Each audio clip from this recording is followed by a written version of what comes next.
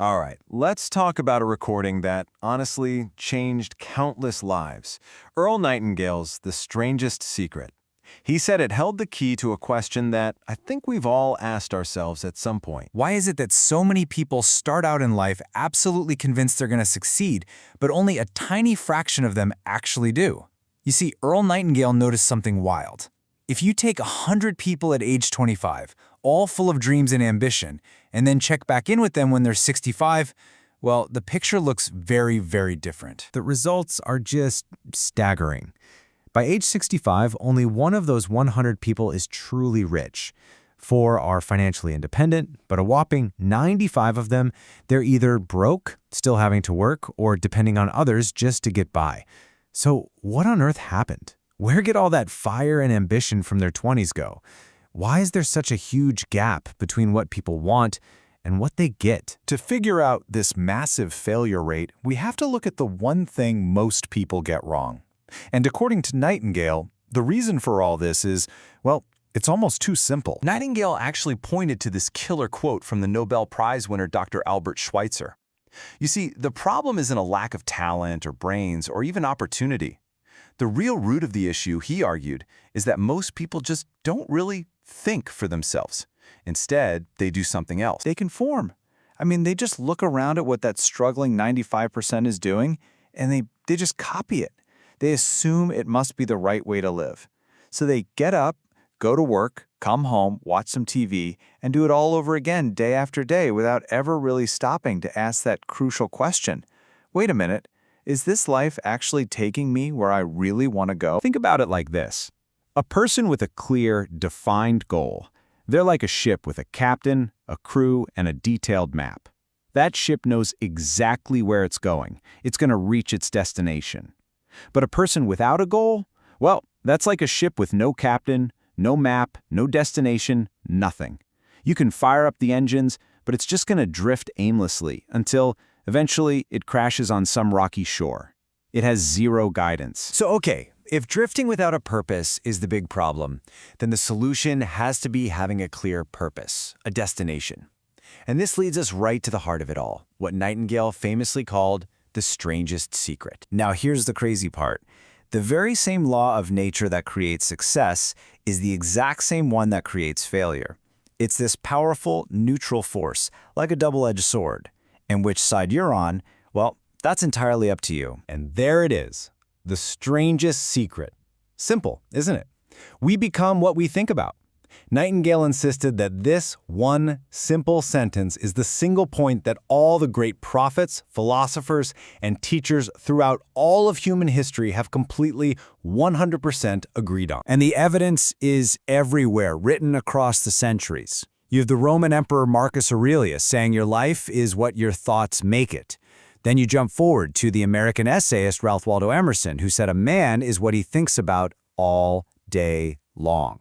And then the psychologist William James confirmed it. You can literally change your life just by changing your thoughts. It's all the same idea. The person who's constantly thinking about a worthy goal, they're going to reach it. The person constantly thinking about confusion, fear, and worry, they're going to create a life full of, you guessed it, confusion, fear, and worry. And this just completely flips our definition of success on its head. See, success isn't some prize you get at the very end. Success is the process itself. It's the moment-by-moment journey toward a goal you've chosen. That teacher who's dedicated to shaping young minds, she's already successful. That entrepreneur who's passionately building her company, he's already successful. Why? Because they know exactly where they're going and they're actively moving toward it. But okay, how does a simple thought actually create a physical reality? That sounds a little out there, right? Well, Nightingale gave us this perfect, simple analogy that makes it all click.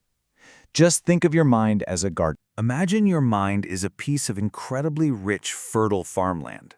Now this land, it doesn't have an opinion. It doesn't care if you decide to plant beautiful, life-giving corn or if you plant deadly nightshade, a literal poison. It will take whatever seed you drop into it and it will grow it and return it to you in abundance. Your mind works the exact same way. If you plant thoughts of purpose, of success, of achieving your goal, you will reap a harvest of success.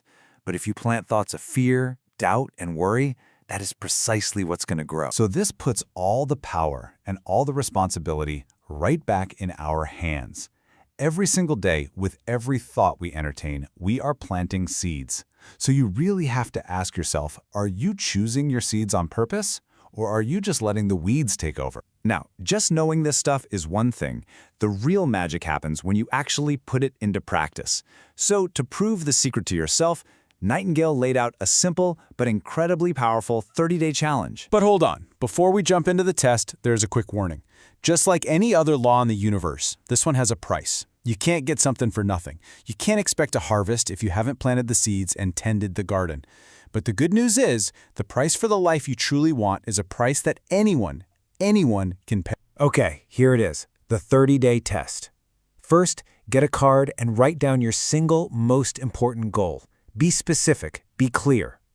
Second, you have to look at that card all the time, first thing in the morning, sometime during the day, and right before you go to sleep. Third, and this is the most important part, you have to stop thinking about your fears. The second a negative, fearful thought pops into your head, you have to consciously replace it with the positive image of your goal written on that card. And fourth, you have to act as if it's already a done deal. Work every day with the calm, cool confidence of someone who knows success is absolutely inevitable. There's one last part of paying the price. It's a physical action that proves your mental commitment. The rule is simple. Pay yourself first. Save at least 10% of every single dollar you earn. By doing this, you're planting a tangible, physical seed of abundance. You're proving to yourself and to the world that you're working toward a future of prosperity, not just scraping by. This quote from writer Dorothea Brandy just nails the exact mindset you need. For these next 30 days, just do that. Act as though it were impossible to fail. Show up to your work with this focused, quiet enthusiasm, not because you're arrogant, but because you have complete faith in this process. And that's it. The challenge is on the table. You know, the secret isn't strange because it's hard or complicated. It's strange because so few people will ever actually do it. The tools are right here. That fertile garden of your mind is just waiting for instructions. Your 30 days, they start now. The only question left is, who will you decide to become?